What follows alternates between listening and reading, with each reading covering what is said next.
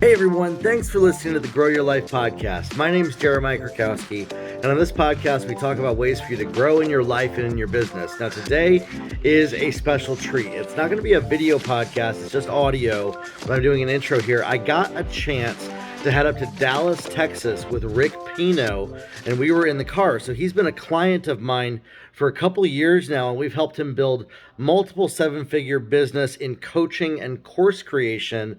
And he gives some of his strategies to you of what he wishes that he knew when he got started, how he's able to balance having multiple seven-figure businesses with his family and faith. And the number one thing that you need to start doing if you're a course creator or a coach to see success. So let's jump into this podcast episode. You don't want to miss it. We'll talk soon. Hey Rick, how are you doing today? It's great to have you here with the podcast. Yo, good to be here with everybody. So Rick, tell the podcast a little bit about you and your background, and what you have as far as a coach, as a course creator. You're a musician, but then you have a business as well. Tell them a little bit about that. Yeah, so I've been like a traveling, touring musician. I'm actually a worship leader for almost 20 years now. I've been doing that. I've had some, pretty decent success with that. It's gone really good. About almost 5 years ago now, I started discovering, man, there's a lot of people who need training in what I do. So around that time, on a different wavelength even, me and Jeremiah were connecting. I've known his wife actually for probably close to 15 years now. And that was kind of organically happening as a friendship on the side. And it just so happened, he's like, well, dude, I can help you create your course and get your coaching program going. So that's kind of how it's happened, and it's done very, very well. That's awesome. And so a lot of people who listen to this podcast, they're either just getting started or they've been at it for a long time, but really struggled to gain traction, really struggled to get people to listen to them. They have a great message. I would say everybody who listens to the podcast, they have something like the content is fire. Yep. It's incredible. They're an incredible coach, they're an incredible teacher, but they're struggling to get people to actually listen and mobilize people. What would you say as far as one of the biggest pieces of advice that you might give to help mobilize people? I mean, for me, just hearing you mention that, the first thing that comes to mind is, whenever you're putting out content, there always has to be a CTA, a call to action. Otherwise, you're just a floating, talking head to them. In my content, in my coaching, in my courses, all the stuff we're putting out, I like to call people to action at the end.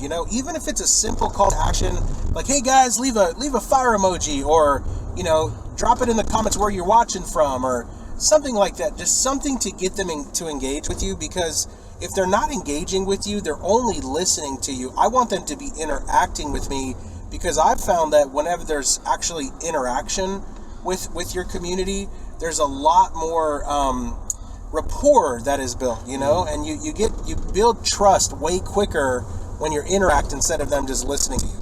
That's good. And how important is trust? Trust is incredible. In fact, there's a book called The Speed of Trust. I forget the author's name, but the book is called The Speed of Trust. It's by Stephen R. Covey. Stephen, that's what it is, R. Covey. So in the book, The Speed of Trust, he actually talks about how the punchline of any relationship, whether it's romantic, friendship, business, any of it. Coaching, courses, yes. Yeah. The punchline of the relationship is trust. And the faster you can get to trust, the faster there can be interaction and value exchange between that relationship. So, trust is the most important thing. Like, think about it. If you don't have trust with somebody, it's going to slow down the relationship. But if you trust somebody, it speeds up the relationship. So trust is the most important thing. What would you say to people that are like, how do I make sure that people take action and actually do what I say when I'm coaching them? And how do I hold them accountable to actually take action on what I coach and teach people on? Yeah, I think that's a great question. I think we can be there to provide accountability, and that's an absolute gigantic part of coaching and mentoring and helping people in whatever sphere you're coaching or creating courses around. But I actually think that there's no literal or physical way for us to get anybody to take action, because at the end of the day, we are only responsible for our own personal actions. I can say all the right things, do all the right things, give them all the resources, keep them accountable, show up for the calls, give them the courses, etc. But at the end of the day, it's up to them. Are they actually going to do what we are encouraging them to do? And I know that a lot of your audience are very spiritual. Like I mentioned earlier, I'm a spiritual guy. Even one of Jesus's followers was a guy named Judas. And could you imagine being discipled by Jesus for 3 years? And Judas still, didn't do what Jesus discipled him to do. Good. So if Jesus's disciples aren't going to do what he encouraged them to do, how am I going to get them to do what I'm trying to get them to do? The point is this: we can just simply do our best and live our life with as much authenticity as possible in front of them, keep them accountable, provide all the value for them. But at the end of the day, it's not up to me for somebody to take responsibility for their actions. It's up to them. That's amazing. And then I think another thing too, a lot of course creators, like they take on too much false responsibility. A lot of coaches, too much false responsibility. Like, oh, I'm a failure if such and such didn't take action. I think even parents could deal with that a little bit, somewhat. And at the end of the day, I think that learning how to lead people, but then really also giving them the opportunity to fail, to learn the lessons on their own is so important. Yeah. Rick, what's something that you would say that you wish that you knew when you first got started with your courses, with your coaching? You were in ministry and songwriting, and that you wish that you knew, but it took the School of Hard Knocks for you to really learn those lessons. What would one of those lessons be? I think instead of just like going through the School of Hard Knocks, it's something that I learned very quickly, just showing up every day, putting out content, creating courses, doing coaching, all of that stuff. If you are not living your message, it's one thing to have lived the message and then create a course or some coaching around it. It's a whole different ballgame to live your message.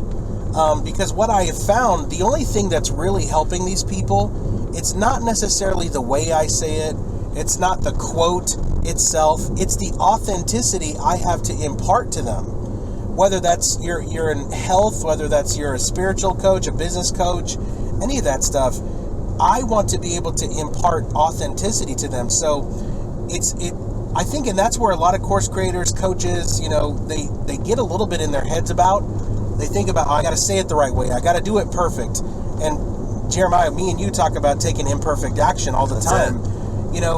The best thing to do is just simply be authentic. Live your message. Mm-hmm. Because when you're living your message, you can impart it the most powerfully with the most impact. If you're really not doing it, you're going to dry up on ideas. You're going to dry up on resources, on ways to help them. So I would encourage everybody, man, you got to be living it. You got to be the real deal, because if you're not, it's going to dry up for you really quick. That's so good. And to that, taking imperfect action, you're a guy who, when you love quality of media and brand and graphics and videos and audios. As course creators and coaches, especially those that are starting out, they don't have a staff, they don't have a team. Yep. How important is it to obsess hours and hours over the perfect quality of their design and their brand and their videos? Well, I'll tell you this right now, and Jeremiah has helped me do this. So through our membership site, we've had probably close to 12 or 13,000 members total since we opened it up, right? So we've had 12 to 13,000 people come through our membership. That's a lot of data to study. And what we found is nobody has said a word. If I created a beautiful looking, perfect course on my $5,000 cameras compared to me literally being in my backyard, we did an experiment and I told everybody, guys, I'm going to shoot this next module or this next series of modules on my phone in my backyard with my dog running around, my kids screaming and jumping, playing on the trampoline. And guys, I did it. I recorded one on my phone, and literally no one said a word about either of them. No one complained. They didn't feel like the value wasn't there. They weren't like, what? He recorded on his phone. If anything, they appreciated it more. Wow. And so I think people get way into their heads about making it perfect. Again, it just goes back to my last thought. Like, as long as there's authenticity, man, you can shoot it on your phone. You can shoot it on a nice camera. As long as you can deliver that value, man, that's what's going to really help to people who you're called to coach and inspire. That's awesome. What's something that you would say as far as people, I'm going to shift gears here a little bit, I want to sell my courses for cheap, like $17, $27, because I just want to impact people. I don't want to make any money at it. And maybe they're hesitant by the idea, like high ticket kind of scares them. $1,000 courses, $2,000 courses, even $500 courses.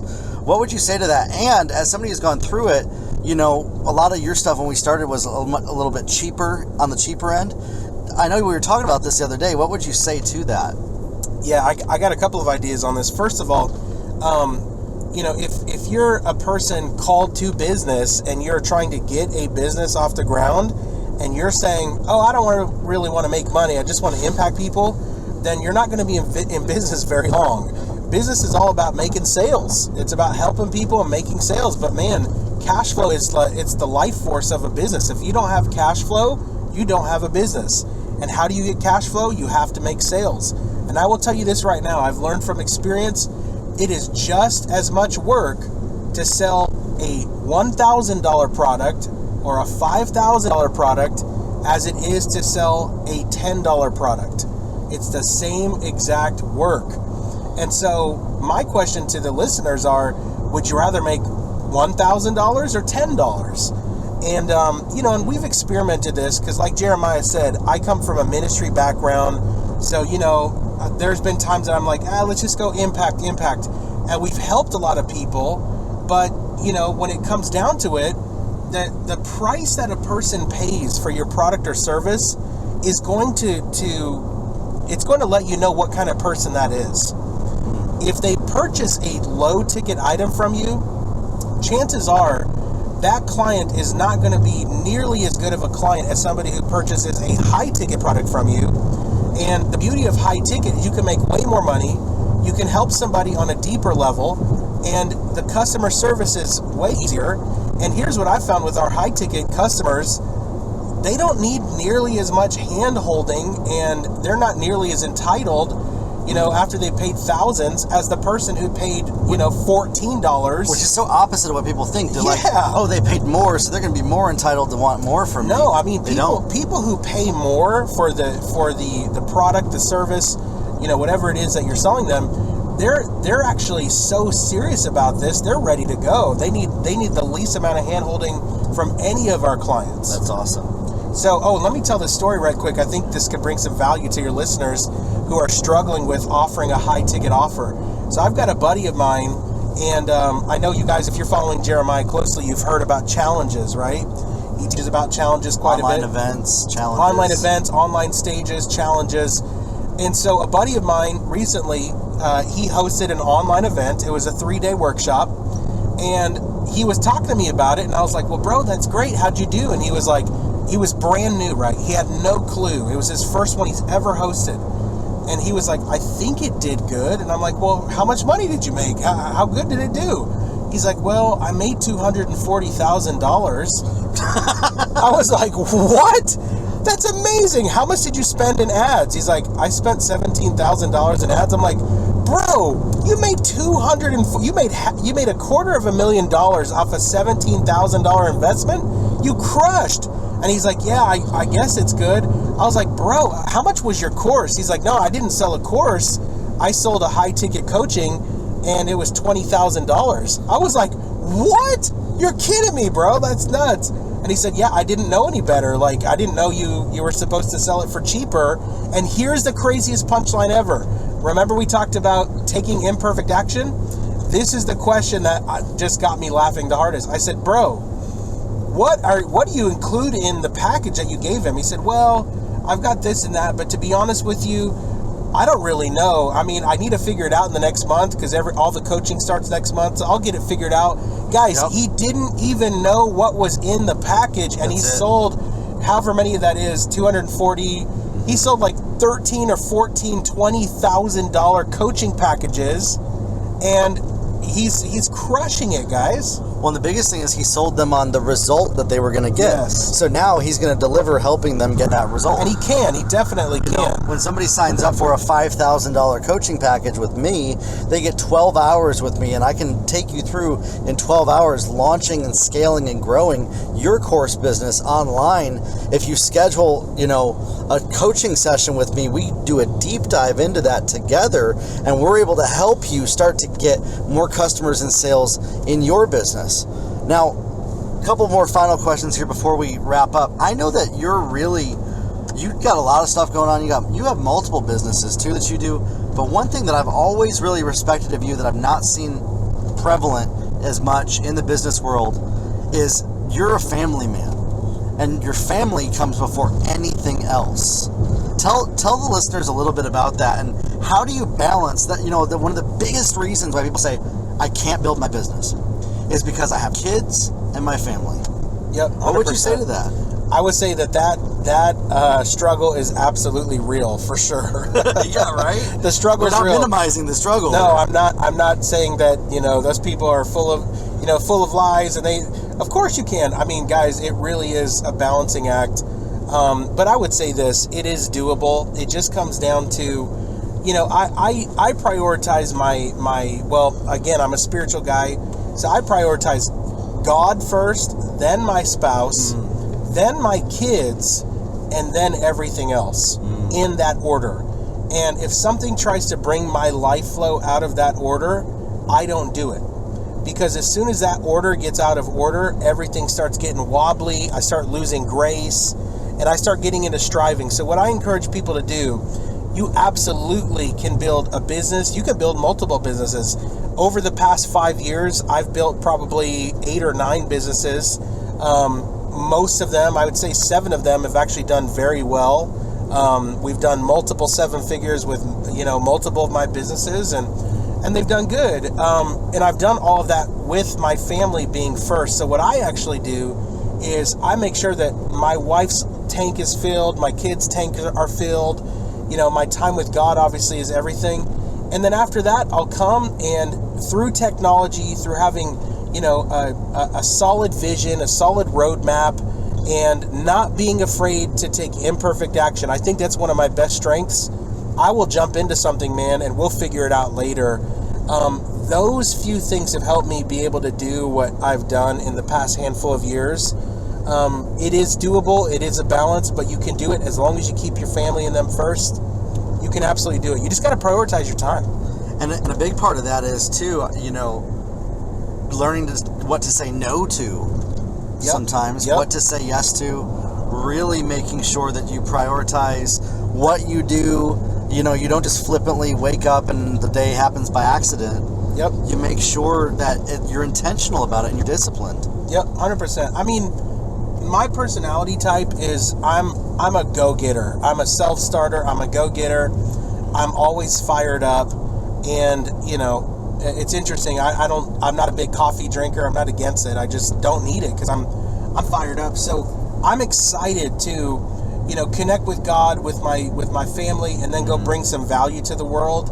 And I think that alone, you know, in that order that I said earlier, it can really empower you to be able to make some good strides in what you're doing, building your business. And how important is having conviction about that in your priorities? Oh, it's extremely important. It's everything. And honestly, like I said earlier, if something is coming into my radar that is trying to pull that order out of order, I don't do it. And honestly, I'm at the point in my life, I don't mind telling people no. I don't care what they think about me. I don't care if they misunderstand me at first. I don't care if here's how I would say it. I would much rather appear flaky to everybody else and be solid for my family than to appear flaky to my family and solid for everybody else. Whoa. So that right there is a big unlock for my philosophy on how I do all this stuff. That's incredible. Any final thoughts that you want to share just to encourage people? You know, they say, I don't have the time, I don't have the knowledge, I'm not technically savvy, but they have a desire, they have a great product, they have a great idea, they have a great vision, really. They don't struggle for a lack of that, but they struggle with that execution. Yeah, I think I just want to encourage everybody to go for it, because a baby who's learning how to walk and falls over 50 times a day doesn't go, oh man, maybe walking's not for me. Like, it's all about mindset. It's all about going for it. And one of the reasons how come we're able to do what we do so quickly is because I'm not afraid of failing. And if we fail, then let's get back up and let's do it again. Because I know as fast as we can fail is as fast as we can learn.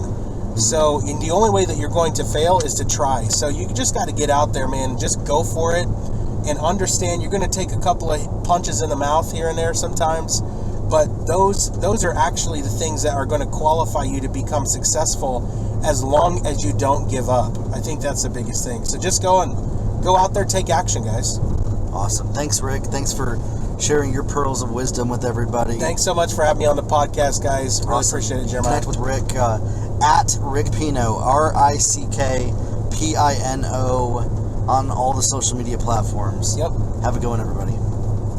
That was an incredible interview. There's so much meat in there to digest and think on to help you build your business, to help you become a more successful course creator or coach without having to sacrifice what's important. Listen, if you're somebody that wants to take your business to the next level and you want one-on-one coaching with me, send me a direct message, an email, or comment on my social media, and let's talk about what that looks like. We can schedule a free discovery call with you to help you decide, is coaching the right fit for me? So send me that message. Let me know if you're ready to get started coaching together, and we'll talk soon, everybody. Have a good one.